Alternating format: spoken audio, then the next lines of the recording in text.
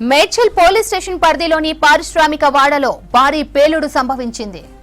Acrylates bio actives pharma కంపెనీలో boiler ఒక్కసారిగా పేలింది. ఈ ప్రమాదంలో కార్మికుడు శ్రీనివాస్ రెడ్డికి తీవ్ర గాయాలు అయ్యాయి. అతన్ని వెంటనే ఏఐజీ హాస్పిటల్ కు తరలించారు. ప్రస్తుతం అతనికి మెరుగైన చికిత్స అందిస్తున్నారు డాక్టర్లు. కుటుంబ సభ్యుల ఫిర్యాదుతో కేసు నమోదు చేసి దర్యాప్తు చేస్తున్నామని చెప్పారు Medchal ACP Shankar Reddy.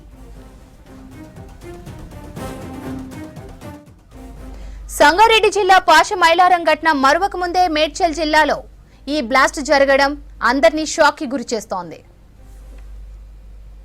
Bio actives అనే కంపెనీలో ఒక బాయిలర్ కున్న డోర్ ఫోర్స్ఫుల్ గా బయటికి రావడం జరిగింది.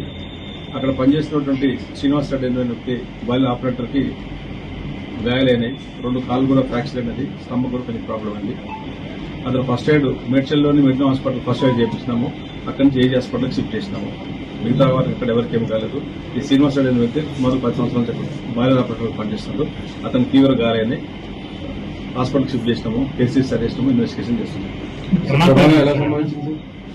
అక్కడ బాయిలర్ ఏదైతే బాయిలర్ ఉందో బాయిలర్ ఉన్న క్రమంలో శ్రీనివాస్ రెడ్డి తన పని దాన్ని చేసుకున్నాడు. పక్కన ఉండి దానికి ఉన్నటువంటి డోర్ ఫోర్స్ఫుల్ సడన్ గా బయటికి రావడం వల్ల దాంట్లో ఉన్నటువంటి ఆ స్టీమ్ అంతా కూడా బయటకు వచ్చి అతనికి ప్రమాదం కావడం జరిగింది.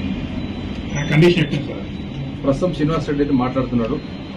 ఇంకా అడ్వాన్స్ ట్రీట్మెంట్ కోసం ఏఐజీ హాస్పిటల్ షిఫ్ట్ చేయడం జరిగింది.